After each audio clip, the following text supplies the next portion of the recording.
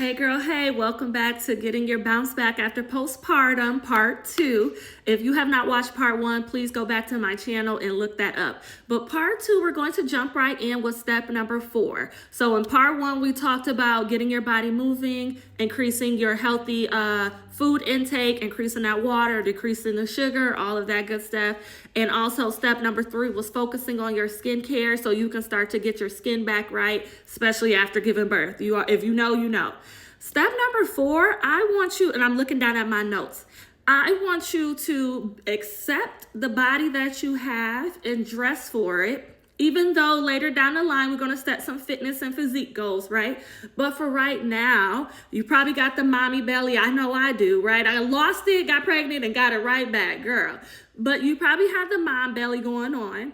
And so what you want to do is you want to buy some dresses that are stretchy but are fit and flare, meaning they're fit at the top and then they flare out so they cover up the pooch and it's not so noticeable, right? We shouldn't be in skinny jeans right now. We shouldn't be in bodycon dresses and all that, right? Like, let's just focus on allowing ourselves to ease back into being that girl again, right? And some part of that is just owning where we are with our body, period, right? We birthed the human, we're bouncing back, our hormones are still trying to regulate, we're still trying to get our skincare back and getting our body back moving. The last thing we need is to not feel comfortable in the clothes that we're in, okay?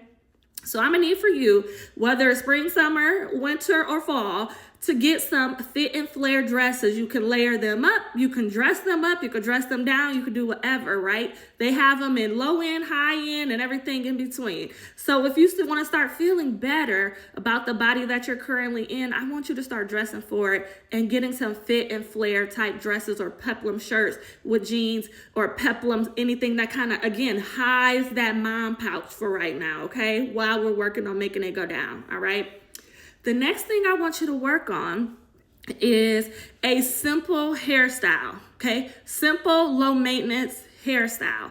For me, it was braids. So my entire end of my pregnancy into postpartum and until last weekend, I had braids, okay? I'm 6 months postpartum and I had braids. Luckily, I have a daughter who's a hair braider, and so she kept my hair braided for me. But, you know, if you got time or money, or if you know how to do it, however you want to do, barter for services, whatever you got to do, put your hair in braids and something that's the least amount of tension as possible. For me, I really liked the knotless braids. I do not like boho knotless. You hear me? No, absolutely not. It gets tangled. It's too much.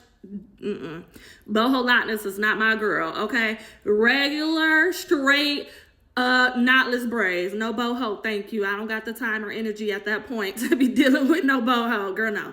Okay, so think about that. The next thing I want you to think about is therapy. Therapy.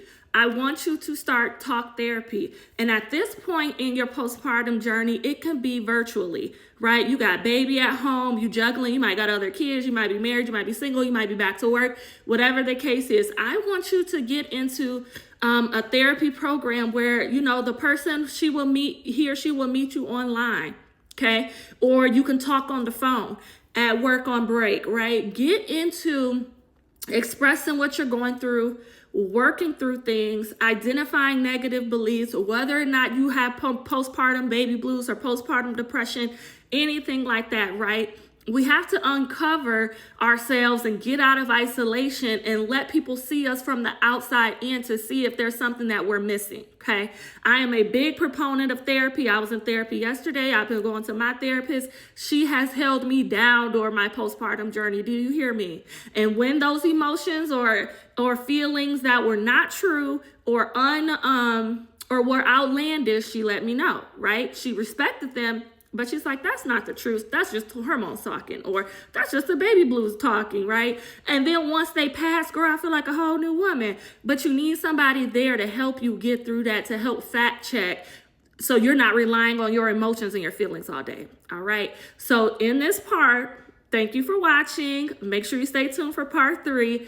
I want you to find fit and flare outfits, to recap, I also want you to get into some therapy.